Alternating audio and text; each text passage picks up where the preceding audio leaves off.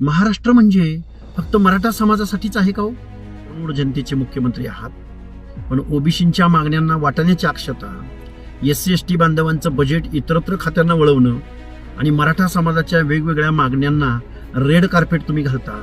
आम्हाला आजही तुम्ही सापत्न वागणूक देताय, आजही तुम्ही ओबीसीवरती अन्याय करताय, SC ST बांधवांवरती अन्याय करताय. आम्ही या तुमच्या धोरणाचा जाहीर जाहीर जाहीर निषेध करत आहोत. आहे, परंतु ओबीसींना कुठल्या योजना मिळत आहेत?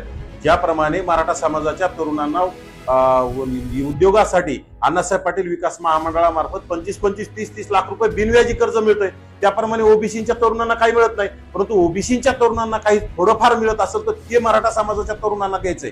परंतु मराठा समाजाच्या तरुणांना, मराठा समाजाच्या उद्योजकांना जे मिळतं ते ओबीसींना तरुणांना दिलं पाहिजे ना.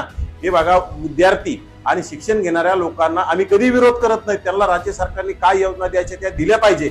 परंतु राज्य सरकार आता काय करायला लागलंय, ओबीसींना जे मिळत नाही ते ओबीसींना कधी देण्याचा कधी केलं नाही. परंतु मराठा समाजाला जे ओबीसींना मिळतं ते मराठा समाजाला द्यायचं.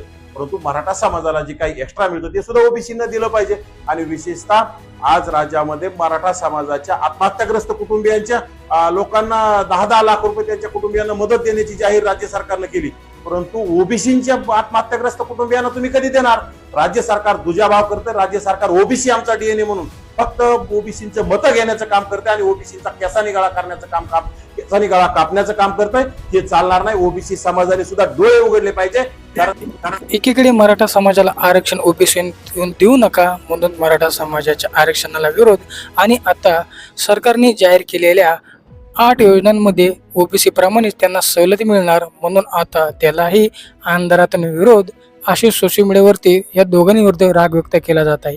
नवनाथ वाघमारे आणि लक्ष्मण हाके हे सांगतात की मराठा समाजाला योजना दिल्यात त्यांचं स्वागत आहे, आणि ते असंही म्हणतात की आमच्या ताटातल्या त्यांना हे का दिलं म्हणून आता ते रोष व्यक्त करतात.